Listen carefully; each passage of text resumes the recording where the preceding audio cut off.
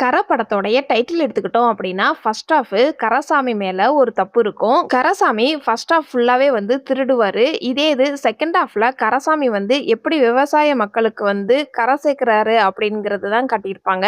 So படத்தோடைய கதைக்கு சரியான டைட்டிலா செலக்ட் பண்ணியிருப்பாங்க. தனுஷ் நடிச்சு ரீசென்ட்டா ரிலீஸ் ஆன படம் கர. இந்த படத்தோடைய ஹிடன் டீட்டெயில்ஸ் தான் நாம இந்த வீடியோல பார்க்க போறோம். இந்த படத்த பார்த்தவங்க இந்த வீடியோவ பாருங்க. ஏன்னா இந்த வீடியோல ஸ்பாய்லர்ஸ் இருக்கும். இந்த படத்த தியேட்டர்ல பார்க்க மிஸ் பண்ணியிருந்தீங்க அப்படின்னா, இப்போ Netflix OTTல அவைலபிளா இருக்குது. வேணுங்கிறவங்க செக் பண்ணி பாருங்க. தனுஷ் இந்த படத்துல கரசாமிங்கிற கேரக்டர்ல ப்ளே பண்ணியிருப்பாரு. இவருடைய கேரக்டர் எடுத்துக்கிட்டோம் அப்படின்னா, கரசாமி வந்து அவங்க அப்பாவ தேடி வரும்போது ஒய்ஃப் கிட்ட என்ன சொல்லியிருப்பாரு அப்படின்னா, மாமா வந்து என் கூட ரொம்ப க்ளோஸா இருப்பாரு. அதனால அவர தான் நான் ஃபர்ஸ்ட் போய் பார்க்க போறேன் அப்படின்னு சொல்லியிருந்திருப்பாரு. இந்த படத்துல மாமாவா கருணாஸ் வந்து நடிச்சிருப்பாரு. ஆனா அவங்க மாமா வந்து சத்தம் போடுவாரு. அப்பா வந்து பாசமா இருக்கிற மாதிரி காட்டியிருப்பாங்க. மாமா வந்து சத்தம் ஏன் போடுறாரு அப்படின்னா, கரசாமி வந்து சின்ன பிள்ளையில மாமா கூட தான் வந்து க்ளோஸா இருந்திருப்பாரு. திடீர்னு கரசாமிய திருடிட்டு வீட்ட விட்டு ஓடி போயிட்டான்னு அவருக்குள்ள வந்து ஒரு ஆதங்கம் இருக்கும். அதனால தான் கரசாமிய பார்த்த உடனே உரிமையா திட்டுவாரு. இதே இது அப்பாவுடைய கேரக்டர் எடுத்துக்கிட்டோம் அப்படின்னா, தப்பு பண்ணிட்ட, திரும்ப வந்துட்டியா, வந்ததே போதும் அப்படின்னு நினைப்பாரு. அதனால தான் நான் உன்னை எங்க தேடியும் உன்னை கண்டுபிடிக்க முடியலப்பா அப்படின்னு சொல்லி வருத்தப்படுவாரு. அப்பாவுக்கும் மாமாவுக்கும் உள்ள அந்த ரிலேஷனை அவ்வளோ அழகா டிஃபரெண்ட் பண்ணி காட்டியிருப்பாங்க. கரசாமி இந்த படத்துல திருடனா கிரே ஷேடோல கேரக்டரா இருப்பாரு.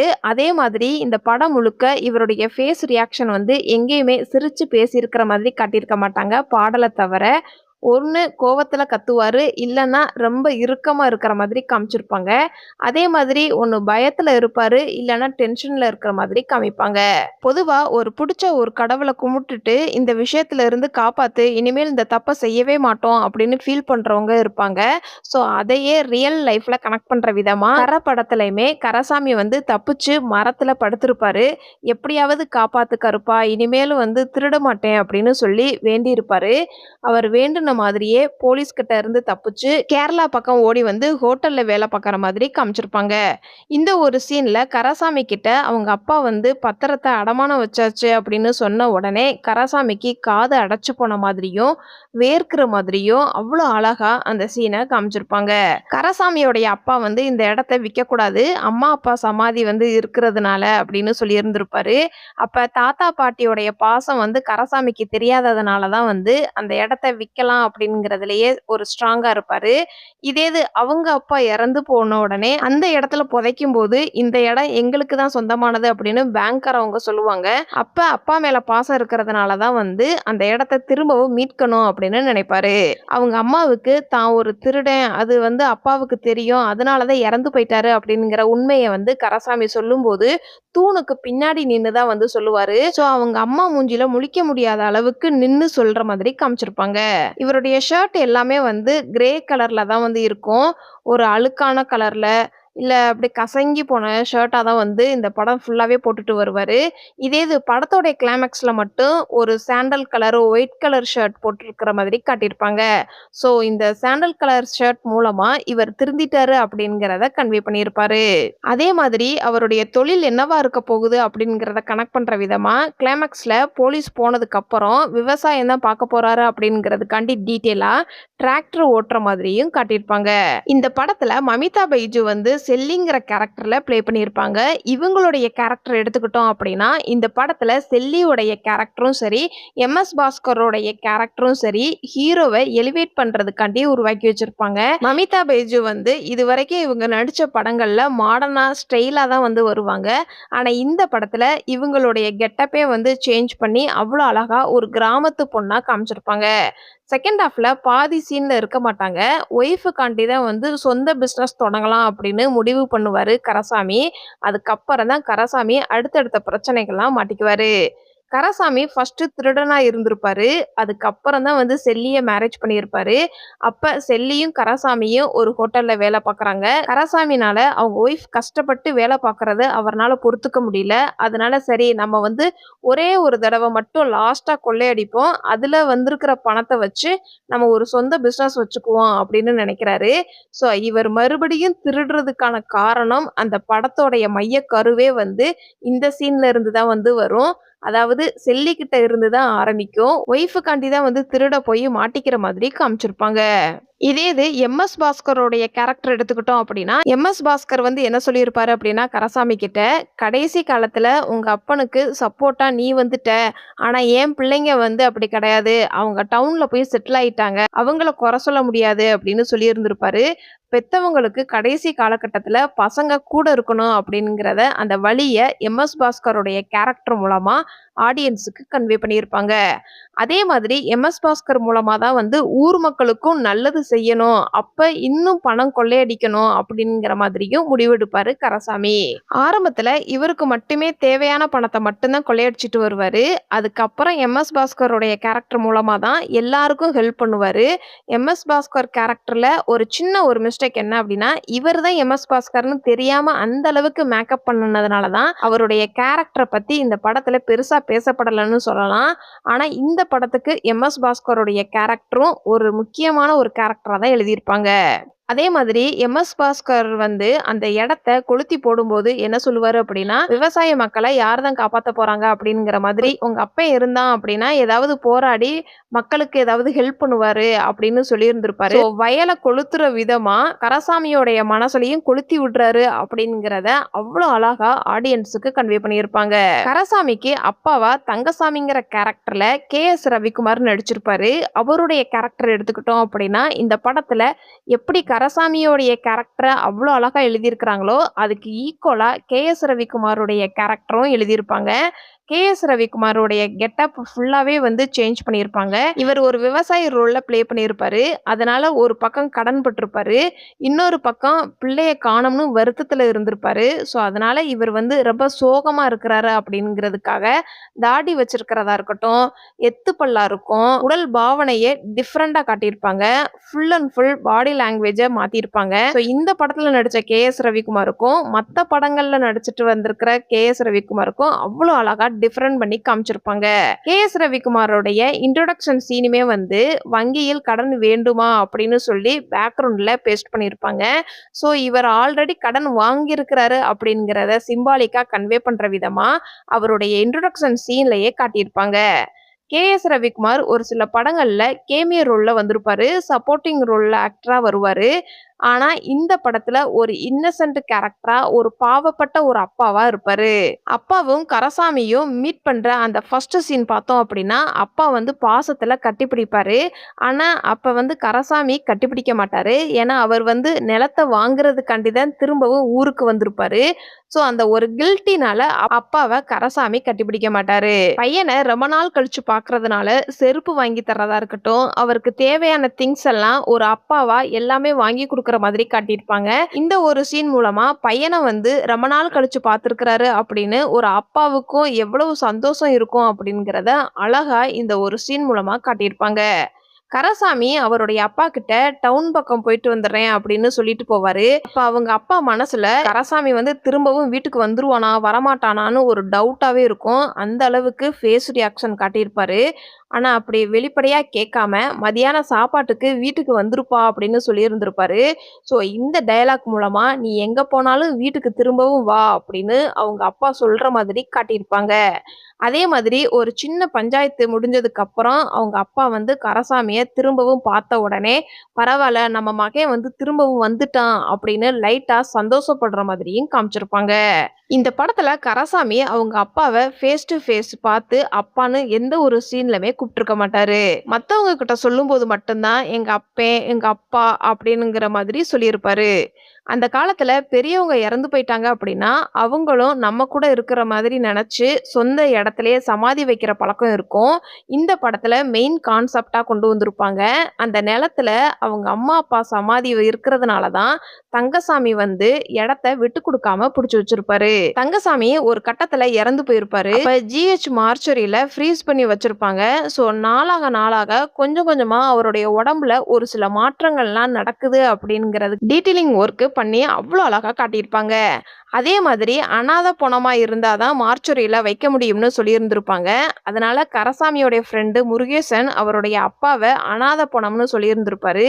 அனாதை பொணத்த வந்து எப்படி ட்ரீட் பண்ணுவாங்க அப்படிங்கிறத இந்த படத்துல காமிச்சிருப்பாங்க.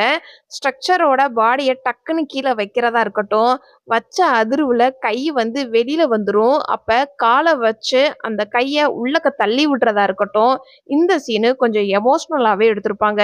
இந்த படத்துல டிராக்டர விவசாயிகளுக்கு குடுத்திருப்பாங்க. அப்ப டிராக்டர் வச்சு பெட்ரோல், டீசல்லாம் போட முடியாததுனால என்ன பண்ணணும்னு தெரியாமலேயே அங்கங்க சும்மா நிக்கும். ஸோ அதனால கடனாளி ஆவாங்க. படம் முழுக்க அங்கங்க டிராக்டர் நிக்கிற மாதிரியே காட்டியிருப்பாங்க. அதே மாதிரி கிளைமாக்ஸ்ல முத்துச்செல்வன இடிச்சு கொல்றதுமே வந்து டிராக்டர் மூலமா தான் ஆக்சிடென்ட் ஆகுற மாதிரி காமிச்சிருப்பாங்க. ஏன்னா விவசாயிகள் வந்து கடனாளி ஆனதுக்கு காரணமே இந்த முத்துச்செல்வன் கேரக்டரா தான் இருக்கும். ஸோ இந்த முத்துச்செல்வன் அப்படிங்கிறத கனெக்ட் பண்ற விதமா கூட டிராக்டர் மூலமாவே ஆக்சிடென்ட் ஆகுற மாதிரி காட்டியிருப்பாங்க. கரசாமியோடைய அப்பா வீட்டுக்கு தங்கசாமி இல்லம்னு அவருடைய நேம மென்ஷன் பண்ணியிருப்பாங்க. இந்த சீன்ல கரசாமியோடைய அப்பா வந்து தட்டுல சாப்பாடு போட்டுட்டு சாப்பிடுறதுக்காண்டி போவாரு. அப்போ ஒரு போஸ்டர் வந்திருக்கும். கைய கழுவிட்டு தொடச்சுக்கிட்டே தான் வீட்ட விட்டு வெளியில வந்து போஸ்டர் வாங்குற மாதிரி காட்டியிருப்பாங்க. ஸோ இங்க கன்டினியூட்டிய மிஸ் பண்ணாம காமிச்சிருப்பாங்க. கரசாமியோடைய அப்பாவும் பத்திரத்த கொடுத்து பேங்க்காரங்க கிட்ட ஏமாந்துருப்பாரு. அதே மாதிரி கரசாமியும் சின்ன வயசுல வீட்ல இருக்கிற பணத்த திருடிட்டு போயிருப்பாரு. அவரும் யாருக்கிட்டயோ குடுத்து ஏமாந்துருப்பாரு. அதனால தான் அப்பா வந்து கரசாமி கிட்ட திருடிட்டு போன பணத்த எங்க அப்படின்னு கேட்பாரு. அப்ப அதுக்கு பதில் வந்து எதுவுமே சொல்லாம இருப்பாரு. ஸோ இது மூலமா அவரும் யாருக்கிட்டயாவது குடுத்து ஏமாந்துருக்கலாம் அப்படிங்கிறத சிம்பாலிக்கா ஆடியன்ஸுக்கு கன்வே பண்ணியிருப்பாங்க. பிள்ளைய காணோம்னு சொல்லி அலைஞ்சிருக்கிறாரு அப்படிங்கிறதுக்காண்டி டீட்டெயிலா அதனால தான் கரசாமிய திரும்ப வந்த உடனே சத்தம் போடாம ஏத்துக்கிற மாதிரி காட்டியிருப்பாங்க. அதை எங்க காமிச்சிருப்பாங்க அப்படின்னா, கரசாமியோடைய அப்பா வந்து கரசாமி கிட்ட என்ன சொல்லியிருப்பாருன்னா, பத்திரத்த அடமானத்துல வச்சாச்சு அப்படின்னு சொல்லியிருந்திருப்பாரு. அப்ப அப்பாவ விட்டு போகும்போது என்ன சொல்லியிருப்பாரு அப்படின்னா, "நீ இருக்கிற இடத்த மட்டும் சொல்லு. ஏன்னா திரும்பவும் தெரு தெருவா என்னால அலைய முடியாது" அப்படின்னு சொல்லியிருந்திருப்பாரு. அந்த சீன்ல சூரியன் அஸ்தமம் ஆகும்போது தான் அப்பாவ விட்டு கரசாமி போகிற மாதிரி காட்டியிருப்பாங்க. ஸோ அந்த சூரியன் அஸ்தமம் ஆகுறது மூலமாவே அவருடைய அப்பா இறந்து போயிருவாரு அப்படிங்கிறத சிம்பாலிக்கா கன்வே பண்ணியிருப்பாங்க. அதுக்கப்புறம் அடுத்த சீன்லயே செல்லிய கூட்டிட்டு வரும்போது அவங்க அப்பா இறந்து போற மாதிரி காமிச்சிருப்பாங்க. கரசாமியோடைய அப்பா இறந்து போயிருப்பாரு. அப்ப வாக்கரிசிய கரசாமி போட வரும்போது தான் பேங்க்காரவங்க வந்து இங்கெல்லாம் புதைக்க கூடாது அப்படின்னு சொல்லி வாக்குவாதம் பண்ணுவாங்க. இதே இது கிளைமாக்ஸ்ல அவருடைய அப்பாவை புதைக்கும் போது அவருடைய கால் வந்து அந்த மண்ணுல படுற மாதிரி காட்டியிருப்பாங்க. இது வந்து என்னுடைய மண்ணு அப்படிங்கிற மாதிரி சிம்பாலிக்கா கன்வே பண்ணியிருப்பாங்க. சுராஜ் இந்த படத்துல பரதன்கிற கேரக்டர்ல ப்ளே பண்ணியிருப்பாரு. இவருடைய கேரக்டர் எடுத்துக்கிட்டோம் அப்படின்னா, பரதனுடைய இன்ட்ரோ சீன் பார்த்தோம் அப்படின்னா, எப்படியாவது நம்ம ஒரு கேஸ்ல ஜெயிச்சு பேப்பர்ல ஃப்ரண்ட் பேஜ்ல நம்மளுடைய போட்டோவும் நியூஸும் வரணும் அப்படின்னு நினைப்பாரு. ஸோ அதுக்கான ரெஃபரன்ஸா அவருடைய இன்ட்ரோ சீன்லயே பேப்பர்ல வேற யாரோ ஒருத்தரை பாராட்டி எழுதியிருக்கிறத பார்க்க முடியும். அதே மாதிரி இவர் மேல் இடத்துல என்ன சொல்லியிருப்பாரு அப்படின்னா, நான் இந்த கேஸை எடுத்துக்கிறேன், என்னை யாருமே மதிக்க மாட்டேங்கிறாங்க, ரிட்டையர் ஏஜும் வந்துருச்சு அப்படின்னு சொல்லியிருந்திருப்பாரு. அதுக்கான டீட்டெயிலா தான் அவருடைய ஒய்ஃப் வந்து ஃபோன் பண்ணி பேசும்போது மரியாதை குறைவா பேசுற மாதிரி காமிச்சிருப்பாங்க. பரதனுக்கு ஒரு லட்சியம் இருக்குது. எப்படியாவது நம்ம ரிட்டையர் ஆகுறதுக்குள்ளேயுமே நம்ம வந்து பேப்பர்ல நம்ம போட்டோ பெருசா போட்டு ஃபேமஸ் ஆகணும் அப்படின்னு. அதே மாதிரி கரசாமிக்கு ஒரு லட்சியம் இருக்குது. தான் ஒரு சொந்த தொழில ஆரம்பிக்கணும் அப்படிங்கிறதுக்காகவும் ஊர் மக்களுக்கெல்லாம் கடன் வாங்கி வச்சிருப்பாங்க. அதையெல்லாம் சரி பண்ணணும் அப்படின்னு ஒரு லட்சியம் வச்சிருப்பாரு. இது ரெண்டும் ஒரே கோட்ல வரும்போது தான் பிரச்சனையே ஆரம்பிக்கிற மாதிரி காமிச்சிருப்பாங்க. பரதன் இருக்கிற போலீஸ் ஸ்டேஷன் வந்து பழைய காலத்து போலீஸ் ஸ்டேஷன் மாதிரி இருக்கும். அதுக்கான ரெஃபரன்ஸா அங்கங்க பெஞ்ச் எல்லாம் உடைஞ்சிருக்கிற மாதிரியும் காட்டியிருப்பாங்க. நோட்டீஸ் போர்டு சாஞ்சிருக்கிற மாதிரியும் டிசைன் பண்ணியிருப்பாங்க. பிருத்திவி பாண்டியராஜன் வந்து முருகேசன்ங்கிற கேரக்டர்ல ப்ளே பண்ணியிருப்பாரு. இவருடைய கேரக்டர் எடுத்துக்கிட்டோம் அப்படின்னா, முருகேசன் வந்து அப்பதான் தொழிலுக்கு புதுசா இருப்பாரு. அதனால தான் கரசாமி வந்து ஒவ்வொன்னா இன்ஸ்ட்ரக்ஷன் சொல்ல சொல்ல தான் முருகேசன் வந்து ஃபாலோ பண்ணுவாரு. அவருடைய இன்ட்ரோ சீனுமே வந்து அவர் கீழ இருக்கிற மாதிரியும், கரசாமி வந்து மேல இருக்கிற மாதிரியும் காமிச்சிருப்பாங்க. இந்த தொழிலுக்கு எக்ஸ்பீரியன்ஸ் கரசாமிக்கு இருக்குது அப்படிங்கிற மாதிரியும், முருகேசனுக்கு எக்ஸ்பீரியன்ஸ் இல்ல அப்படிங்கிற மாதிரியும் ஃபர்ஸ்ட் ஒரு ஷாட்லயே ஆடியன்ஸுக்கு சிம்பாலிக்கா கன்வே பண்ணியிருப்பாங்க. எம்எல்ஏ வீட்ல தான் வந்து திருடுறதுக்காண்டி வந்திருப்பாங்க. சோ இது எம்எல்ஏ வீடு அப்படிங்கிறதுக்காண்டி ரெஃபரன்ஸா வீட்டோட என்ட்ரன்ஸ்லயே காம்பவுண்ட் வால்ல கை சின்னத்தை பேஸ்ட் பண்ணியிருப்பாங்க. அங்கங்க கட்சி தலைவருடைய போட்டோஸும் இருக்கும். அதே மாதிரி மாலை இருக்கிறதுமே பார்க்க முடியும். அதுக்கப்புறம் தான் இது ஒரு எம்எல்ஏ வீடு அப்படின்னு நியூஸ்ல ரிவீல் பண்ணியிருப்பாங்க. கராசாமி வந்து கேட்ல ஜம்ப் பண்ணும்போது ஒரே ஜம்பா பண்ணிருவாரு. இதே இது முருகேசன் வந்து ஜம்ப் பண்ணும்போது கொஞ்சம் ஸ்ட்ரகிள் ஆகி ஜம்ப் பண்ற மாதிரி காட்டியிருப்பாங்க. ஸோ முருகேசன் வந்து இந்த தொழிலுக்கு புதுசு அப்படிங்கிறதுக்காண்டி சின்ன சின்ன டிஃபரன்ஸ் காமிச்சிருப்பாங்க. ஃபர்ஸ்ட் சீன்ல முருகேசன் வந்து ஆபத்துல கராசாமியை விட்டுட்டு எஸ்கேப் ஆகி போயிடுவாரு. இதே இது லாட்ஜ்ல ஃபைட் நடக்கும்போது முருகேசனை வந்து கத்தியால குத்திருப்பாங்க. பணம் பின்னாடி தான் கராசாமி ஃபர்ஸ்ட் ஓடுவாரு. அண்ணன்னு கூப்பிட்ட உடனே கராசாமி வந்து முருகேசனை காப்பாத்துறதுக்காண்டி வந்திருப்பாரு. அதே மாதிரி ஃபர்ஸ்ட் ஹாஃப்ல எப்படி விட்டுட்டு போனாரோ அது தப்புன்னு தெரிஞ்சதுக்கு அப்புறம் தான் செகண்ட் ஹாஃப்ல கராசாமிக்காண்டி குத்து வாங்குற மாதிரி முருகேசனுடைய கேரக்டர் டிசைன் பண்ணியிருப்பாங்க. ஸோ இவருடைய கேரக்டர் எந்த அளவுக்கு சேஞ்ச் ஆயிருக்குது அப்படிங்கிறத இந்த ஒரு சீன் மூலமா காமிச்சிருப்பாங்க. ஜெயராம் இந்த படத்துல முத்துச்செல்வன்ங்கிற கேரக்டர்ல ப்ளே பண்ணியிருப்பாரு. இவருடைய கேரக்டர் எடுத்துக்கிட்டோம் அப்படின்னா பணத்துக்கு ஆசைப்படுறாரு அப்படிங்கிறதுக்காண்டி ரெஃபரன்ஸா அவருடைய பேர்லயே செல்வன்கிற பேரை மென்ஷன் பண்ணி சிம்பாலிக்கா கன்வே பண்ணியிருப்பாங்க. முத்துச்செல்வனுடைய கிளைமாக்ஸ்ல முத்துச்செல்வன் வந்து மாட்டிக்கிட்டாரு அப்படிங்கிறத டீட்டெயிலா போலீஸ் வந்து முத்துச்செல்வனை கூப்பிடும்போது ரூமுக்குள்ள நிக்கிற மாதிரியும் அந்த கண்ணாடி க்ளோஸ் பண்ற மாதிரியும் காமிச்சிருப்பாங்க. அதே மாதிரி ஜீப்புக்குள்ள ஏறும்போதும் கதவை அடைக்கிற மாதிரி காட்டியிருப்பாங்க. முத்துச்செல்வன் மாட்டிக்கிட்டாரு அப்படிங்கிறத இந்த 2 சீன் மூலமா ஆடியன்ஸுக்கு கன்வே பண்ணியிருப்பாங்க. கருணாசு இந்த படத்துல கராசாமியோடைய மாமா கேரக்டர்ல நடிச்சிருப்பாரு. இவருடைய கேரக்டர் எடுத்துக்கிட்டோம் அப்படின்னா கராசாமிக்கு எப்படி இந்த திருடுற பழக்கம் இருக்குது அப்படிங்கிறதுக்காண்டி டீட்டெயிலா மாமா கிட்ட இருந்து தான் வந்திருக்குது அப்படிங்கிறத காட்டியிருப்பாங்க. இந்த ஒரு சீன்ல மாமா கிட்ட கராசாமி வந்து என்ன சொல்லியிருப்பாருன்னா, பேங்க் கொள்ளையடிக்க போகும்போது நீ இந்த இதுலலாம் வர வேண்டாம், வீட்டை போய் பார்த்துக்கோ அப்படின்னு சொல்லி இருந்திருப்பாரு. அப்ப சல்லி பையனா இருந்தவனை உங்க அப்பா தான் வந்து திருத்தினாரு, அதனால நான் வந்து உங்க அப்பாக்காண்டி செய்வேன் அப்படின்னு சொல்லி இருந்திருப்பாரு. அதனாலதான் இந்த பேங்க் கொள்ளையடிக்கிற விஷயத்துல ஈஸியா அடாப்ட் ஆகுற மாதிரி காட்டியிருப்பாங்க. துப்பாக்கி வாங்குறதுக்கு கருணாஸ் தான் வந்து கூட்டிட்டு வருவாரு. துப்பாக்கிய விக்கிறவரும் என்ன சொல்லியிருப்பாரு அப்படின்னா, ரொம்ப நாளா ஆளை காணோம் அப்படின்னு கேட்பாரு. ஸோ அதனால இவரும் கடைக்காரரும் நிறைய வருஷம் பழக்கம் இருக்குது அப்படிங்கிறத இந்த டயலாக் மூலமா கன்வே பண்ணியிருப்பாங்க. ஒரு பேங்குக்கு கொள்ளையடிக்கிறதுக்காண்டி கார்ல உட்கார்ந்துருப்பாங்க. அப்ப நடந்து போகும்போது அந்த பேங்க் செவத்துல ஒரு வசனம் எழுதியிருக்கும். 20 நிமிஷத்துல பணம் உங்க கையில அப்படின்னு ஒரு லைன் இருக்கும். ஸோ அந்த லைன் மூலமா இவங்க இந்த பேங்க்ல இருந்து கொள்ளையடிச்சிட்டு வந்துருவாங்க அப்படிங்கிறத சிம்பாலிக்கா கன்வே பண்ணியிருப்பாங்க. அந்த டைமே வந்து ஒரு 1/2 அன் ஹவர் தான் டைம் ஒதுக்குன மாதிரி காட்டியிருப்பாங்க. பேங்க்ல கொள்ளையடிக்கும் போது டிவி பார்க்குற அந்த 1/2 மணி நேரம் தான் வந்து டைம் வச்சிருப்பாங்க. ஸோ கொள்ளை அடிச்சதுக்கு அப்புறம் டிவி பார்த்துட்டு மக்களும் கலைஞ்சு வராங்க அப்படிங்கிறத கண்டினியூட்டியை மிஸ் பண்ணாம காட்டியிருப்பாங்க. பணத்தை பேங்க்ல கொடுக்கும்போது சீரியல் நம்பர் தான் வந்து செக் பண்ணுவாங்க. பணத்தை மாத்திட்டாரு அப்படிங்கிறத கருப்பசாமியை கும்பிட்டுட்டு பழைய நோட்டை தான் வச்சுட்டு போயிருப்பாரு. ஸோ அது மூலமா ஆடியன்ஸுக்கு கன்வே பண்ணியிருப்பாங்க. இவர் கொண்டுட்டு வந்த பணம் ஃபுல்லாவே பழைய பணம் தான் அப்படிங்கிற மாதிரி. பணத்தை கொடுத்து நிலத்தை மீட்கலாம்னு சொல்லிட்டு கரசாமியும் மாமாவும் போயிருப்பாரு. அப்ப பணத்தை எல்லாம் கொடுத்ததுக்கு அப்புறமாட்டி அந்த பேங்க் ஆபீசர் என்ன சொல்லியிருப்பாரு அப்படின்னா, எக்ஸ்ட்ரா பணம் வேணும் அப்படின்னு சொல்லியிருந்திருப்பாரு. அதை சொல்ற விதம் வந்து சேர்ல உட்கார்ந்து அசால்ட்டா ஆடிக்கிட்டே கேஷுவலா சொல்ற மாதிரி காட்டியிருப்பாங்க. பேங்க்ல கொள்ளையடிக்க போகும்போது கரசாமியோடைய மாமாவுக்கு கையில அடிபட்டிருக்கும். அடுத்த சீன்லயே அதுக்கு பேண்டேஜ் போட்டிருப்பாங்க. ஸோ இங்கேயுமே கண்டினியூட்டியை மிஸ் பண்ணாம காட்டியிருப்பாங்க. காடு வந்து ஃபயர் ஆயிருச்சு அப்படின்னா பணம் கொடுப்பாங்க. அதுவும் விவசாயம் பார்த்து வர பணத்தை விட அதிகமான பணம் கிடைக்கும் அப்படிங்கிறத பரதனுடைய கேரக்டர் மூலமா ஃபர்ஸ்ட் ஹாஃப்லயே கன்வே பண்ணியிருப்பாங்க.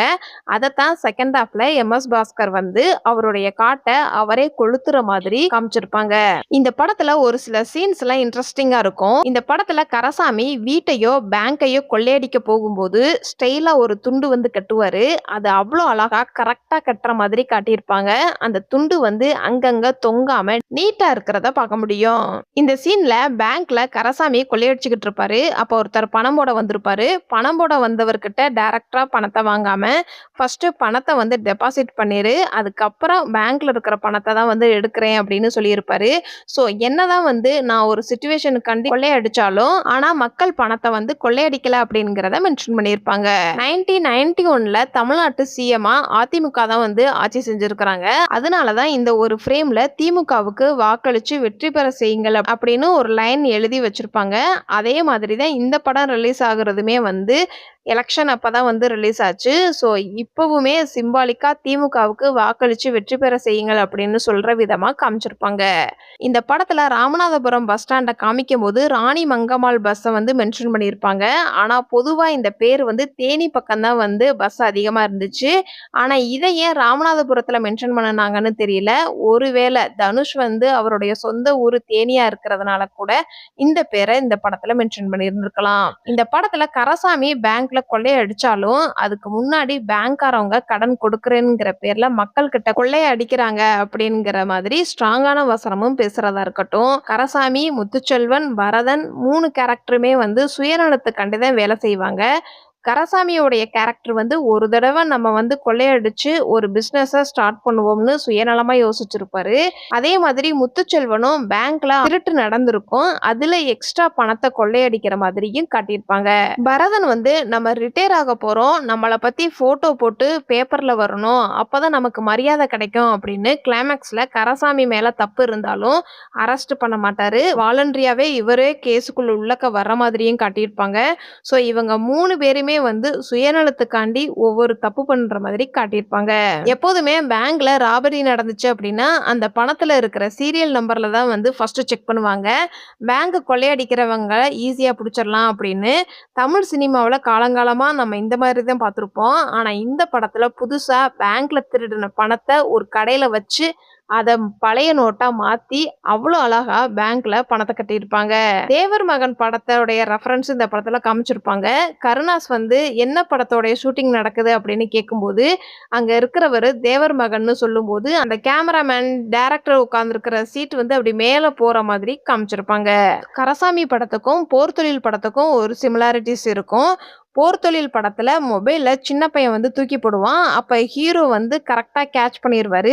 செகண்ட் ஹாஃப்ல வில்லன் வந்து துப்பாக்கிய தூக்கி போடும்போது கேட்ச் பண்ணுவாரு. அதே மாதிரி தான் இந்த படத்துலயுமே ஃபர்ஸ்ட் ஹாஃப்ல கரசாமியோடைய அப்பா வந்து எப்படி மூட்டைய தூக்கி போடணும்னு சொல்லிக் குடுப்பாரு. அததான் செகண்ட் ஹாஃப்லயுமே ஃபைட் பண்ணும்போது ஒரு போலீஸ் வந்து கரசாமிய லாக் பண்ணியிருப்பாரு. அப்ப மூட்டைய எப்படி தூக்கி போடுறதுன்னு சொல்லிக் குடுத்தாரோ, அதே மாதிரி தான் அந்த போலீஸ்காரரையும் தூக்கி போட்டு அடிக்கிற மாதிரி காட்டியிருப்பாங்க. போர் தொழில் படத்துல சரத்பாபு வந்து மாட்டிக்கிற மாதிரி இருப்பாரு. அப்ப ட்ரெயின் வந்து பாசிங்ல இருக்கும். அதே மாதிரி தான் இந்த படத்துலயுமே கரசாமியும் வந்து குட்டி குட்டி ரவுடி ஆளுங்க கிட்ட மாட்ற மாதிரி காமிச்சிருப்பாங்க. அப்பயுமே ரயில்வே ட்ராக்கு சவுண்ட் கேட்கற மாதிரி காட்டியிருப்பாங்க.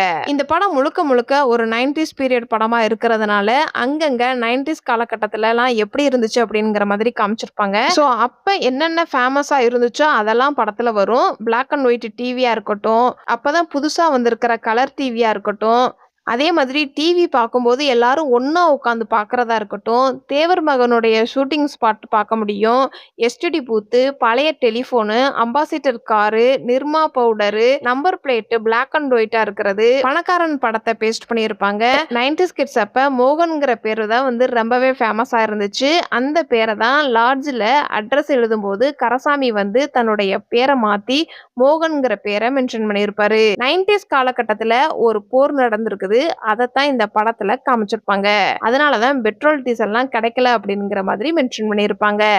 ரூ. 100 நோட்டு எல்லாமே பெரிய பெரிய பணமா இருக்கும். 90ஸ் காலகட்டத்துல தான் இந்த மாதிரி பெரிய நோட்டா யூஸ் பண்ணியிருப்பாங்க. ராமநாதபுரம் ரொம்ப ஃபேமஸான ஒரு டெக்ஸ்டைல்ஸ் வந்து ஆனந்தம் சில்க்ஸ். ஸோ அந்த கடையுமே இந்த படத்துல மென்ஷன் பண்ணியிருப்பாங்க.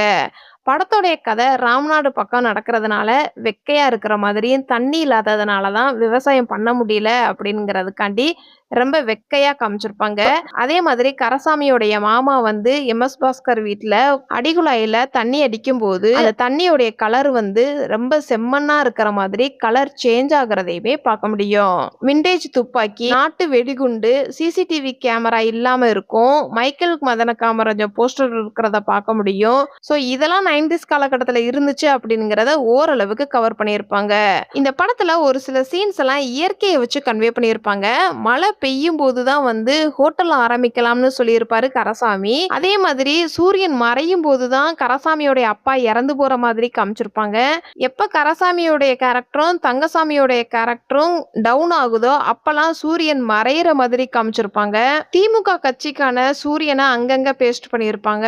இந்த மாதிரி கதைக்கு ஏத்த மாதிரியே இயற்கையும் கனெக்ட் பண்ணியிருப்பாங்க. எப்போதுமே கரசாமி வந்து திருடும்போது கருப்பசாமி எப்படியாவது காப்பாத்திரு அப்படின்னு சொல்லிதான் வந்து திருடவே போவாரு. அதே மாதிரி டிராக்டர்ல வந்து கருப்பசாமி துணையை எழுதியிருக்கிறத பார்க்க முடியும். இந்த படத்துல ஒரு சின்ன லாஜிக் மிஸ்டேக் என்ன அப்படின்னா, கராசாமி வந்து பணம் திருட போவாரு பேங்குக்கு.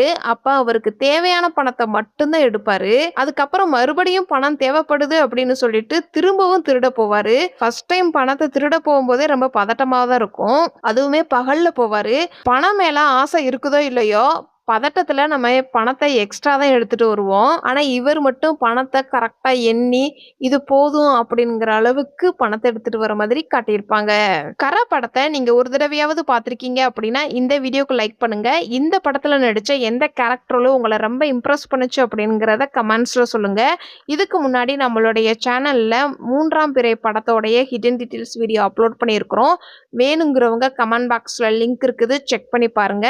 கர படத்துல இதெல்லாம் நான் நோட் பண்ண சின்ன சின்ன ஹிடன் டீடைல்ஸ். இந்த மாதிரி படத்தோட ஹிடன் டீடைல்ஸ் நீங்க இன்னும் தெரிஞ்சுக்கணும் அப்படின்னா, நம்மளுடைய சேனலை சப்ஸ்கிரைப் பண்ணி பெல் ஐகானை கிளிக் பண்ணுங்க.